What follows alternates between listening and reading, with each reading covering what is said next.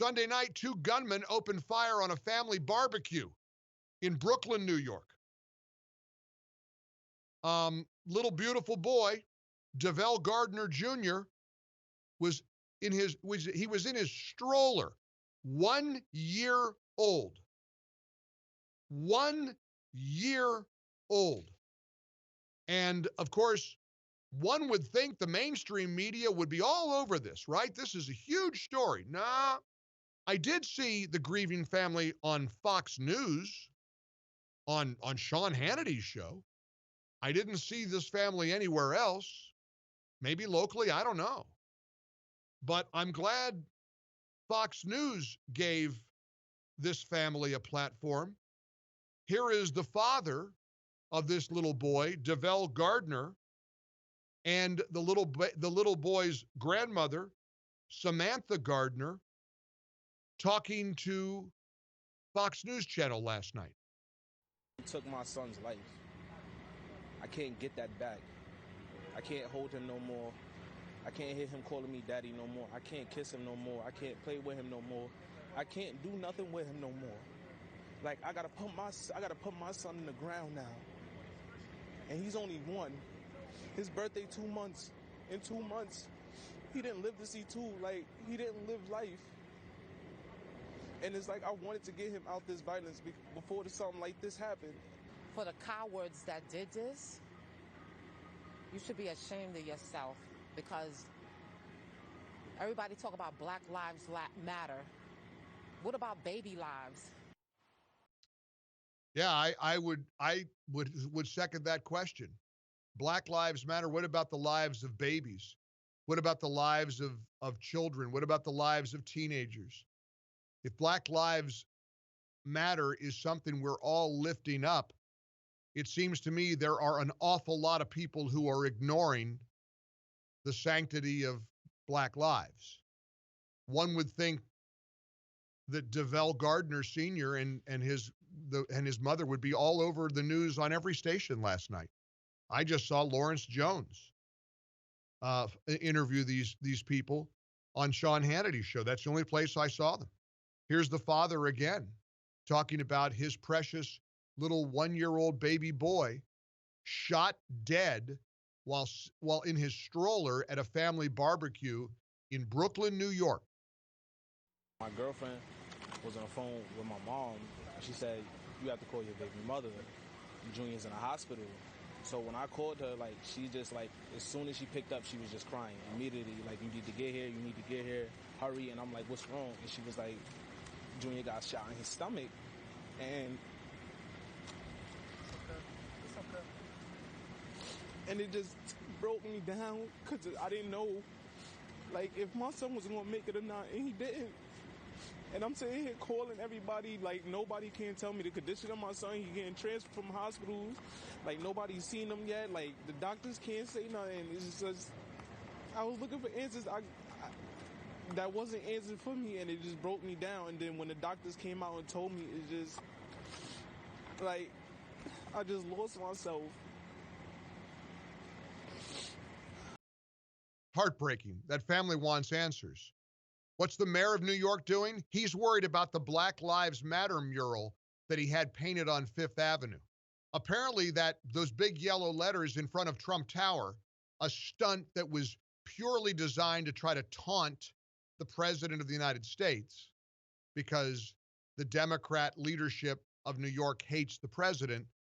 Now it's become a hot spot for fighting and arguing. Somebody dumped red paint on it yesterday, and de Blasio immediately sent a crew out to clean up the red paint.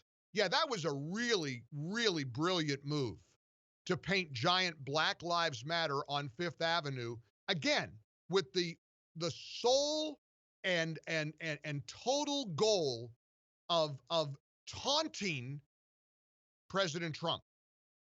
And meanwhile, little babies are being shot in their stroller in Brooklyn, New York. Here's what the president had to say at the Law Enforcement Roundtable he hosted yesterday at the White House. I bring this quote in because I think it applies perfectly to where we are right now as a nation, and it does address the questions that this grieving family is asking.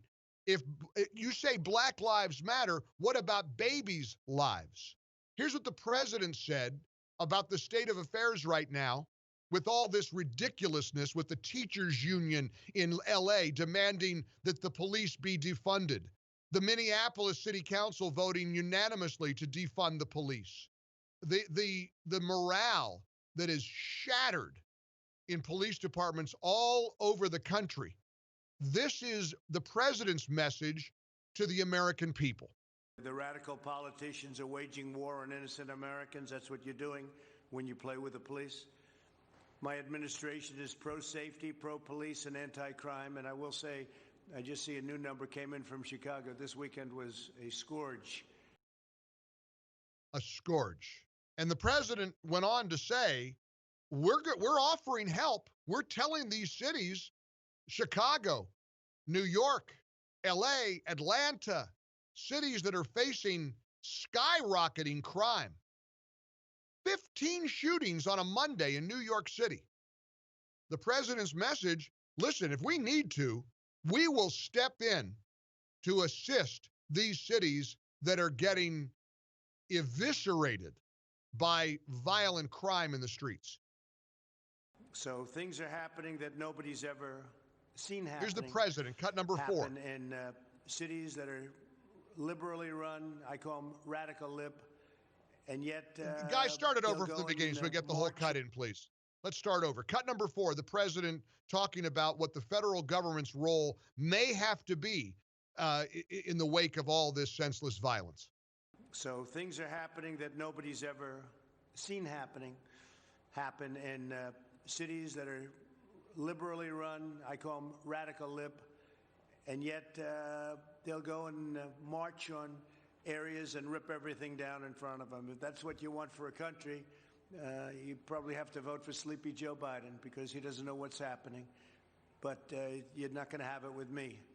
So we've been very strong on law enforcement. We'll be doing things that you'll be, I think, very impressed with. Numbers are going to be coming down even if we have to go in and take over cities because we can't let that happen. President went on to talk about, well, I don't know, the Los Angeles Teachers Union, I guess, wanting to defund the police, take money and funding away from the police, and make no mistake about it. Many of them are very transparent. They mean what they say. They want the police abolished.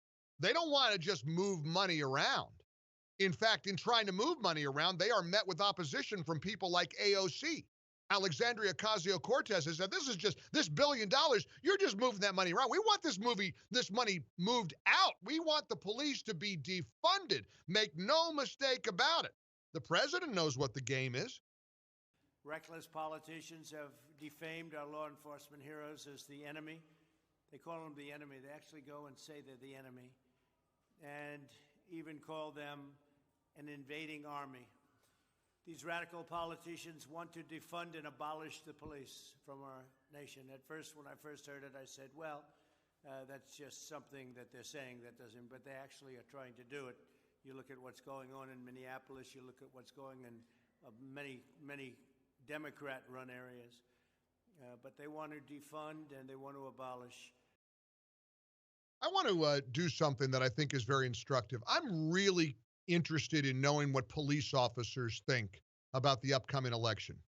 You don't have to give your real name, give a fake first name, but let's put out a call to law enforcement to call in and tell me who you would be more comfortable with as commander-in-chief. In other words, do you think President Trump is right that his administration is pro-law enforcement and Biden's administration would not be as supportive or give the support to America's cops that's desperately needed right now? Let's talk to police officers all throughout this country. 1-800-655-MIKE as we welcome you into a Tuesday, July 14th edition of the Mike Gallagher Show in the ReliefFactor.com studios. I just want to talk to cops for a few minutes.